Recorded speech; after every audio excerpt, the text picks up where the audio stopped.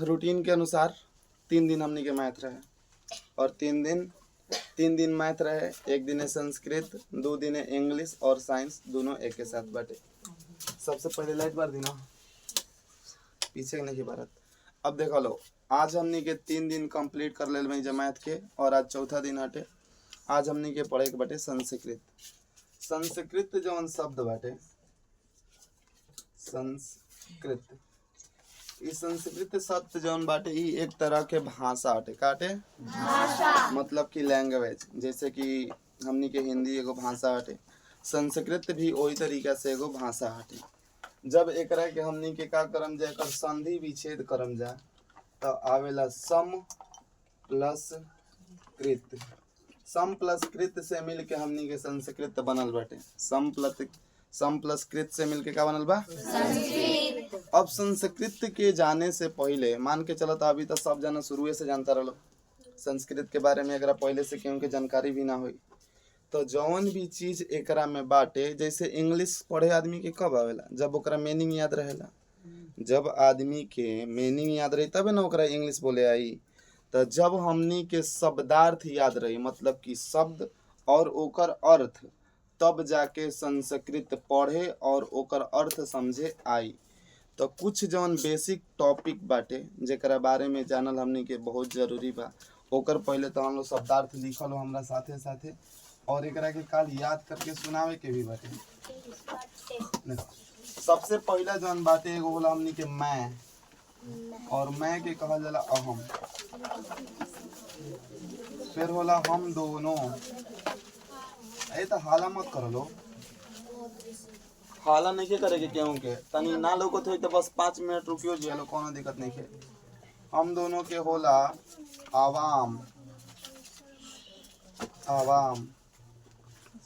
फिर हम सब बाटे हम सब, तो हम सब के होला वयम। ए जब हम सब रहो आ चाहे हम लोग रहो, का रहो हम सब चाहे हम लोग, तब हमनी के का लिखम जा, ए दोनों खाती वयम ही लिखम जा, ठीक बाटे।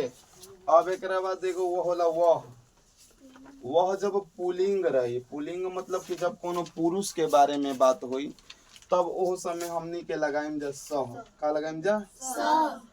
अगर वह रही या एकरा से कोनो स्त्री मतलब कि बुचिया चाहे बहू ऐसो कोनो औरत के बारे में बोध हो रहा बा, तो ओह घड़ी एकर मतलब जौन संस्कृत बा ऊ हो जाला हमनी के सा। अब एकरा बाद बाटे तुम दोनों, आप ना तुम दोनों के अलग हो जाए, तुम ओकरा बाद आप, तुम और आप के होई त्वम, ठीक बा। ओकरा बाद तुम दोनों जौन बाटे तुम दोनों, तुम के बाद युवाम होई युवाम। एकरा के युवाम लिखल जाला लेकिन पढ़ल जाला जुआम। लिखल जाई युवाम लेकिन पढ़ल का जाई जुआम। एकरा बाद होला तुम सब या तुम लोग, तुम सब या तुम लोग। और एकर होला जुयम, लेकिन एकरा के लिखल का जाला युयम।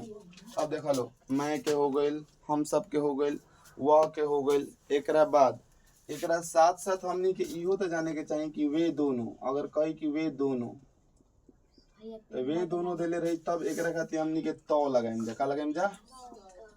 और वे सब रही तब एकरा खातिर हमनी के ते लगाइम जा, ठीक बाटे। एकरा बाद अगर हमनी के कोनो शब्द पढ़त हैं जा तो ओकरा में लास्ट में आवेला है, हूँ, हो आवेला ना। तो देखो हैं खाती जौन बाटे हमनी के हैं खाती ऊ हो जाई अस्ति। का हो जाई अस्ति, मतलब कि ई एक वचन खाती लगी। का वचन खाती लगी एक वचन। लेकिन अगर बहुवचन रही और है के ऊपर एगो बिंदु रही तो एकरा खातिर हमनी के लगाइम जा संधि। का लगाइम जा संधि। एकरा से हो जाई बहुवचन। का हो जाई बहुवचन। ओकरा बाद बाटे हूँ, जैसे मैं पढ़ता हूँ तो हूँ खातिर होला अस्मि। का होला अस्मि। ओकरा बाद हो, तो हो खातिर हो जाई हमनी के 80। 80 90 पूरे 100 वाला ना, ई 80 मतलब हमनी के याद करे के पड़ी कि 80 मतलब हो होला। जैसे तुम एक डॉक्टर हो, तुम एक डॉक्टर हो 80, ठीक बा। त